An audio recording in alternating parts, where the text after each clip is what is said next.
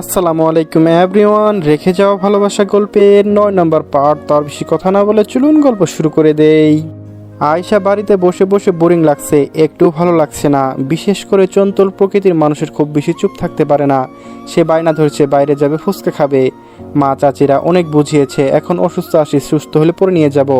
কিন্তু কে শুনে কার কথা?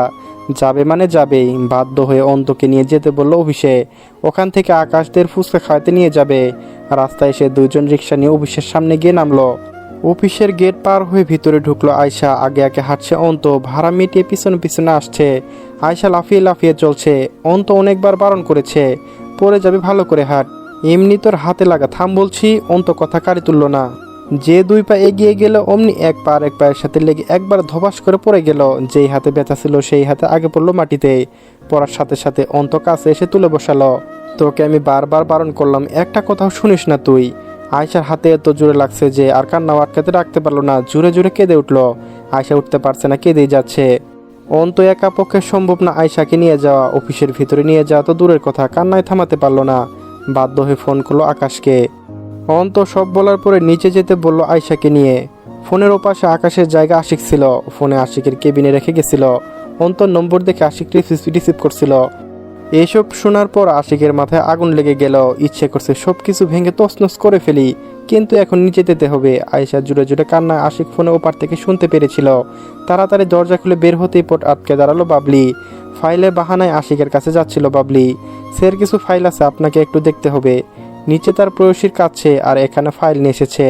সরে যেতে বললে বাবলি সরল না। আশিক পাশ কেটে যেতে লাগলো, আবার সামনে দাঁড়ালো বাবলি। এবার আশিকের রাগ উঠে গেল। পাশ থেকে একটা বড় ফুলদানি উঠিয়ে মেঝেতে আছাড় মারল, সাথে সাথে ফুলদানি ভেঙে পড়ে ছিটিয়ে গেল।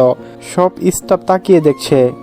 বাবলি একটু অপমানিত হলো, সাথে ভয় পেয়ে বাবলি রাস্তা ছেড়ে দাঁড়ালো। আশিক হাঁটা ধরলো নিচে। এসে দেখে আয়শা বসে বসে কাঁদছে, আর অন্ত জড়িয়ে ধরে সান্ত্বনা দিতে আছে জড়িয়ে ধরে। আশিক ধুলাবালি সহকারে আয়শাকে কোলে তুলে নিল, সাথে সাথে আয়শা কান্না বন্ধ হয়ে গেল। চোখগুলো গোল গোল করে আশিকের দিকে তাকিয়ে আছে। আশিকের পিছনে পিছনে অন্ত গেল। সিঁড়ি বেয়ে 7 তলায় উঠে এলো। আশিক, অর্ণব, আকাশ 7 তলায় থাকে। সব স্টাফরা তাকিয়ে আছে আশিকের কুলে মেয়েকে দেখে। যে ছেলে কোনো মেয়ের দিকে তাকায় না, কথা পর্যন্ত বলে না, সে কিনে একটা মেয়েকে কুলে নিয়েছে। আশিকের কুলে মেয়েকে দেখে বাবলি কিছুটা রেগে ফায়ার। আকাশ কেবিন থেকে শব্দ পেয়ে এসে দেখে ফুলদানি ভেঙে পড়ে আছে। সব কিছু শুনলো। আশিকের কুলে আয়শাকে দেখে ওদের কাছে এগিয়ে জিজ্ঞেস করলো, ভাইয়া ওর কি হয়েছে? অন্ত বলল, আয়শা পড়ে গেছে। যদি আকাশ জানতো ওরা আসবে, কিন্তু নিচে এত কিছু হয়ে গেছে সে জানে না। আশিক তার কেবিন নিয়ে গেল আয়শাকে। সোফায় বসিয়ে দিয়ে হাতে ফ্রিজ থেকে বরফ বের করে ধরেছিল, তারপর হাতে ওষুধ লাগিয়ে দিয়ে বসিয়ে রেখেছে। এখন আর আয়শা কাঁদছে না, তবে নাক টানছে শুধু। আশিক পকেট থেকে রুমাল বের করে দিল। আয়শা হাতে নিয়ে নাক পরিষ্কার করলো, হাতে বরফ ওষুধ লাগালো, ফলে ব্যথা অনেকটাই কমে গেছে। আশিক জানতো না ওরা আসবে। আকাশকে জিজ্ঞেস করলো, ওরা কোথায় গেছিল, ওদের বলতে বল। আকাশ বলল, ওরা এখানে আসছে ভাইয়া, আয়শা ফুচকা খাবে তাই আম্মু ফোন দিয়ে বলে দিছে আমি যেন ওদেরকে ফুচকা খাওয়াতে নিয়ে যাই। হাতে নিয়ে নড়তে পারে না, আবার ফুচকা খেতে চাই। বাড়ি থেকে বের হতে কে দিছে ওকে? আকাশ, তুই এক্ষুনি ওদের বাড়ি দিয়ে আয়। আয়শা আকাশকে বলল, ভাই আমি বাড়ি যাব না, ফুচকা খেতে নিয়ে চলো, আমি যাব। আকাশ, আমি বলছি 5 মিনিটের মধ্যে ওদের নিয়ে অফিস থেকে বের হবি, সোজা বাড়িতে নিয়ে আসবি। না যাব না, আমি ফুচকা খেতে এসেছি, খেয়ে তারপর যাব। আমি কি তোর অনুমতি নিচ্ছি? আকাশ বলল, ভাইয়া ছোট মানুষ, আমি নিয়ে যাচ্ছি, খাইয়ে বাড়ি দিয়ে আসবো। না, তুই বাড়িতে দিয়ে আসবি, যা। সাথে সাথে আয়শা কান্না জুড়ে দিল। আশিক বারান্দায় গিয়ে কাউকে কল দিল। 2 মিনিটের কথা বলে আসলো। ঠিক 7 মিনিটের মাথায় আশিকের বন্ধু রিয়ান আসলো। আশিক বারান্দায় দাঁড়িয়ে বিয়ানের কাছে কল করেছিল, 10 মিনিট সময় দিলাম তোকে, এই 10 মিনিটের ভিতর কোথায় ফুচকা পাবি নিয়ে আমার অফিসে চলে আয়। আরে ভাই, আমি কি ফুচকা বিক্রি করি? আমাকে ডেলিভারি বয় মনে হয়? এখন আমি কোথায় পাবো ফুচকাওয়ালা? খুঁজতে খুঁজতে আধা ঘন্টায় লেগে যাবে।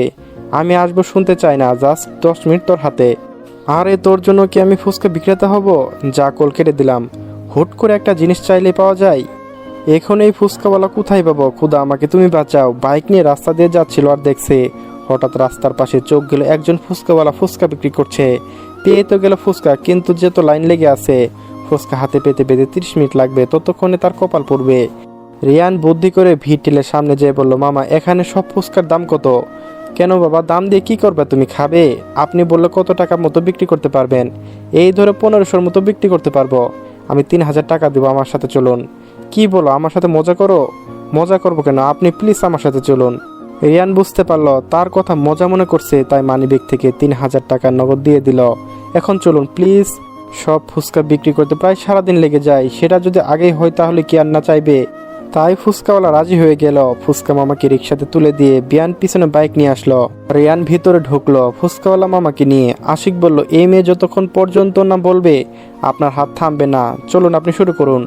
অন্ত প্রায় 4 প্লেট খেয়ে আর খেতে পারলো না, কিন্তু আয়শা খেয়ে যাচ্ছে। বেশি বেশি ঝাল দিতে বলছে, থামার নাম নেই। পাক্কা 10 প্লেট ফুচকা খেয়ে দম নিল। ঝালে ঠোঁট লাল হয়ে গেছে, চোখ দিয়ে পানি গড়ে যাচ্ছে। আশিক এমনটাই আশা করছিল এই মেয়ের থেকে, তাই তো আইসক্রিম নিয়ে দাঁড়িয়েছিল। বসে বসে 3টা আইসক্রিম সবার করে দিল। খুব ঝাল লেগেছিল আইসক্রিম খাওয়ার পর, এখন অনেকটা ভালো লাগছে। ফুচকাওয়ালা মামা চলে গেল। আয়শার মুখে আইসক্রিম লেগে আছে। আশিক টিস্যু পেপার দিয়ে মুখটা মুছে দিল। আয়শা অবাক হয়ে তাকিয়ে আছে। বিয়ান দাঁড়িয়ে আছে সোফায় বসে থাকা আন্টির দিকে তাকিয়ে আছে। আকাশ রিয়ানকে বলল, ভাইয়া তোমার পিছনে কি? রিয়ান চমকে উঠল। অন্ত সব বুঝতে পেরে লজ্জা পেল। মনে মনে 100টা বকাও দিল। লজ্জা শরম নেই নাকি ভাইয়াদের সামনে এভাবে হ্যাঙ্কার মতো তাকিয়ে থাকতে হবে? এমনি দিনে এত দেখা করি তারপর হয় না। আয়শা বাদে আশিক, অর্ণব, আকাশ 3জনই জানে ওদের সম্পর্কের কথা। প্রথম যেদিন আশিকের সাথে ওদের বাড়িতে গেছিল সেই দিনই দেখেছিল এই মেয়েকে, তারপর থেকে আর পিছু ছাড়েনি। আশিককে ওরা বলেছিল, আশিক বলে দিয়েছে অন্ত যদি তোকে চায় তাহলে আমার কোনো আপত্তি নেই। তারপর থেকে রোজ অন্তর স্কুলের সামনে দাঁড়িয়ে থাকতো, কথা বলার চেষ্টা করত। পাক্কা 5 বছর ঘোরানোর পরে রাজি হয়েছে। যখন অন্ত 10ম শ্রেণীতে উঠেছিল, এখন তাদের সম্পর্কটা অনেক ভালো। দুইজন দুজনকে অনেক ভালোবাসে।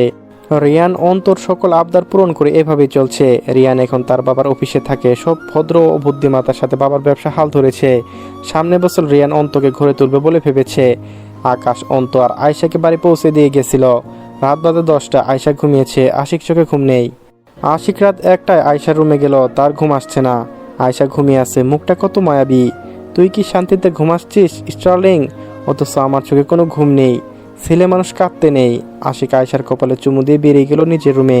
আজকে আয়শা কলেজে যাবে, আগের থেকে সুস্থ হয়ে গেছে। আমিনা বেগম খাইয়ে দিলেন। রেডি হয়ে বাইরে এলো। আজকে খুব খুশি লাগছে। 2 দিন বাইকে উঠেনি, মনে হয় কতদিন উঠেনি। যদিও আয়শা উঠতে উঠতে সবাই অফিসে চলে গেছে। আয়শা রেডি হয়ে বাইরে বের হয়ে দেখে আশিক নেই, আরও তার বাইকও নেই। কোথায় গেল? আয়শাকে দেখে গাড়ি থেকে ড্রাইভার বের হয়ে বলল, চলো মামুনি, তোমাকে কলেজে নিয়ে যেতে বলেছে আমাকে। মন খারাপ করে গাড়িতে উঠে পড়ল। কথারা জানতো আজকে আয়শা আসবে, তাই কলেজের গেটে দাঁড়িয়েছিল। আয়শা দ্রুত গাড়ি থেকে নেমে ওদের কাছে গেল। সবাই জিজ্ঞেস করলো, এখন কেমন আছিস? ভালো। সবাই কলেজের ভিতরে গেল। ক্লাস শেষ, স্যার চলে গেছে। 4জন বসে গল্প করছে। পাশ থেকে 2জন ছেলে উঠে ওদের কাছে এলো। হাই, আমি সিয়াম বলে হাত বাড়িয়ে দিল, কিন্তু কেউ হাত মিলালো না বলে হাত ফিরিয়ে দিল। পাশ থেকে আরেকজন বলল, আমি শুভ্র। চুমকি বলল, ভাই তুমি শুভ্র হও বা অশুভ হও, এখানে আমরা কি করতে পারি? কেন, আমরা তো ক্লাসমেট, আমরা বন্ধু হতে পারি। আমাদের দরকার নেই। কিন্তু কেন? এমনি আমরা 4জন আছে, আর লাগবে না ধন্যবাদ। ছেলে বন্ধু তো নেই, আমরাও হতে পারি। এই কথা বলে আমাদের লাগবে না, যাও। সিয়াম আর শুভ্র চলে গেল। টিফিন পিরিয়ডে ক্যান্টিনে গিয়ে দেখে সব টেবিল বুক, শুধু একটা টেবিল 2জন ছেলে বসে আছে। চুমকি বলল, ভাই আমরা এখানে বসতে পারি? ছেলে দুটো মাথা তুলে তাকালো, সাথে সাথে চুমকি চোখ বড় বড় করলো। এত তো তখনকার ছেলে দুটো। চল বলো, ওরা আসতে যাবে। সিয়াম বলল, তোমরা বসতে পারো। তাছাড়া এখানে কোনো টেবিল ফাঁকা নেই। ফাঁকা হওয়ার অপেক্ষা করতে করতে ক্লাস টাইম শুরু হবে। কোনো উপায় না পেয়ে বসে পড়লো। তাছাড়া ওদের ব্যবহার ভালো লাগলো। খেতে খেতে টুকটাক কথা জানতে পারলো। শুভ্রর মা বাবা নেই, অ্যাক্সিডেন্টে মারা গেছে। শুভ্রর মামা মামির কাছে থাকে। মামা মামির একটা ছেলে আছে। মা বাবার অভাব বুঝতে দেয়নি, কোনো শপিং করলে আগে শুভ্রর জন্য করে। সিয়ামের একটা বড় বোন আছে। এভাবে পরিচয় হলো, সাথে সবাই বন্ধু হলো। আশিক ক্লাস করাচ্ছে, খেয়াল করলো আয়শা ওর দিকে তাকিয়ে আছে। আয়শা আশিকের প্রতি দিন দিন আসক্ত বেড়েই চলেছে। ক্লাস শেষ করে 2nd ইয়ারে ক্লাসে গেল। মিতু যেই সেই ড্রেস পরে আগে কলেজে আসতো, আজকে প্যান্টটা টপস পরে এসেছে। আশিকে পড়ানোর মাঝে মিতু বলে উঠল, স্যার এটা বুঝিনি, আর একবার বুঝিয়ে দিন। অথচ মিতু তেমন ভালো স্টুডেন্ট না, পড়ালেখা করে না বললেই চলে। এক্সামের সময় পাশের স্টুডেন্টের খাতা কেড়ে নিয়ে লিখে পাশ করে। মিতু দাঁড়ানোর কারণে আশিকের চোখে পড়া যাতে আশিক ওদের দেখতে পায়। সব সময় দেখে আশিকের নিচের দিকে তাকিয়ে কথা বলে। যেহেতু মিতু প্রশ্ন করেছে, সেহেতু মিতুর দিকে তাকাতেই হবে, আর তাকাবেই। কিন্তু মিতুর ভাবনা এক বালতির সমবেদনা ঢেলে দিয়ে আশিক প্রথম থেকে আবার পড়া শুরু করে। তবু মিতুর দিকে তাকায়নি। পাশ থেকে মিতুর বান্ধবীরা ওর দিকে হা করে তাকিয়ে আছে। একজন তো বলে উঠল, এই মিতু তুই পড়ালেখা কবে থেকে শুরু করলি? তোরা চুপ করতো। ওদের চুপ করিয়ে রাগ করে বসে পড়লো। যেটা চাইলো সেটাই হলো না, রাগ হয় স্বাভাবিক। ক্লাস শেষ করে এসে দেখে আশিক নেই। আয়শা মনে করেছিল যাওয়ার সময় অন্ত তাকে নিয়ে যাবে, কিন্তু অষ্টাদশী মনে অভিমান জমালো। ড্রাইভার এসে বলল, গাড়িতে উঠে মামুনি বলে দরজা খুলে দিল। আয়শা উঠে গেল, তার কিছু ভালো লাগছে না। বাড়িতে ফিরে সামনে খেয়ে শুয়ে আছে, ফোনটা হাতে নিল। ফেসবুকে গিয়ে দেখলো অচেনা আইডি থেকে মেসেজ এসেছে, কেমন আছো। লাইনে আসলো দুইজনে। আয়শা ছোট করে বলল, হাতে ব্যথা পেয়েছি তাই, এখন ঠিক আছি। আয়শা একটা প্রশ্ন করলো, আচ্ছা আপনার আইডির নাম এমন কেন? কেমন অচেনা কেউ? এটা কেমন নাম হলো? কেন, এটাই তো ভালো। আপনার নাম কি? তানজির আহমেদ। ও বলে সেদিনের মতো লাইন থেকে চলে গেল আয়শা। ঘুমিয়েছিল, বিকেলে ঘুম থেকে উঠে বাগানে গেল। নিজের হাতে ফুল হাত দিয়ে ধরেছে, পানি দিচ্ছে। আয়শার মতে যে ফুল ভালোবাসে না তার মন বলতে কিছু নেই। আয়শা বসে বসে কল্পনা জগতে ডুবে আছে। সে দেখছে দূর থেকে হেঁটে আসছে তার স্বপ্নের পুরুষ। এগিয়ে আসছে, দূর থেকে স্পষ্ট বোঝা যাচ্ছে না, ওর থেকে এগিয়ে আসছে ছায়াটা। হঠাৎ করে আহনা জড়িয়ে ধরে কল্পনার 12টা বাজিয়ে দিল। কোথায় গেল সেই ছায়া, আর দেখতে পাচ্ছি না তো। এখন সে কিভাবে জানতে পারবে কেমন ছিল? মন খারাপ হয়ে গেল। আপু আপু, কতক্ষণ ধরে তোমাকে খুঁজছি, সারা বাড়ি খুঁজে পাইনি। তুমি বাগানে বসে আছো, এখানে কত ডাকলাম, তুমি শুনতে পাচ্ছ না? কি জন্য খুঁজছিস? আপু তুমি আমাকে একটু রাস্তায় নিয়ে ঘুরিয়ে আনবে? আপুকে বলো। আমি অন্ত আপুকে বলেছি, কিন্তু আপু তোমাকে বলতে বলেছে। কি আর করার, আয়শাও ভালো লাগছে না, তাই অহনাকে নিয়ে রাস্তায় গেলে একটু যদি ভালো লাগে। রাস্তায় কেউ নেই, দূর থেকে একটা ছেলে মেয়ে আসছে, মনে হয় প্রেমিক প্রেমিকা। হাত ধরে হাঁটছে, ছেলেটা খুব যত্ন করে মেয়েটার হাত ধরে হাঁটছে। আয়শারও এমন ইচ্ছা ছিল রাতের বেলা চাঁদের আলোয় রাস্তায় হাঁটবে তার প্রেমিক পুরুষের হাত ধরে। হঠাৎ করে মেয়েটার জায়গায় নিজেকে মনে করলো, আর ছেলেটার জায়গায় আশিকি কল্পনা করতে লাগলো। ওনা ডাকে হুশেতেই লজ্জা পেল। ইস, কি ভাবছি আমি। সবাই খাবার খেয়ে বসে আছে ড্রয়িং রুমে। হুমায়ুন সর্দার বলে উঠল, ভাইজান আমি এর স্বপ্ন ভেবেছি অন্তকে বিয়ে দিব। আসলাম সর্দার বলল, আমি কি বলবো, যেখানে অন্তর ভালো থাকবে সেখানে দাও, তবে অন্ত মা রাজি না থাকলে কোনো বিয়ে হবে না। অন্তসুন নিজের ফাঁকে বিশ্বাস করতে পারছে না, এখন বিয়ে কিভাবে। হুমায়ুন আহমেদ বলল, ভাইজান ছেলেটা অনেক ভালো, দুইবার আমাকে বাঁচিয়েছে, যেমন ছেলের ব্যবহার তেমন কাজ। বাবার ব্যবসা হাল ধরেছে এই বয়সে। তার বাবা মায়ের সাথে আমি দেখা করেছি, তাদের ব্যবহারও ভালো। আশা করি তোমাদেরও ভালো লাগবে, আর আমাদের অন্ত সেখানে ভালো থাকবে। অন্ত চুপ করে দাঁড়িয়ে আছে, তার মুখ দিয়ে কথা বের হচ্ছে না। চুপ করে সেখান থেকে চলে গেল। নিজের রুমে দরজা বন্ধ করে সাথে সাথে কল দিল আর রেহানের কাছে, কিন্তু রিসিভ করছে না। চোখ দিয়ে পানি পড়ে যাচ্ছে, তার বুকের ভিতর চিনচিন ব্যথা করছে, কিছু হারিয়ে ফেলার ভয়। একদিকে মা বাবা, অন্যদিকে ভালোবাসার মানুষ। অন্ত লাগাতার কল দিয়ে যাচ্ছে, কিন্তু রিপ্লাই হচ্ছে না। একটু পরে ফোন বন্ধ করেছে। রিয়ান তার ইম্পর্টেন্ট একটা মিটিংয়ে আছে।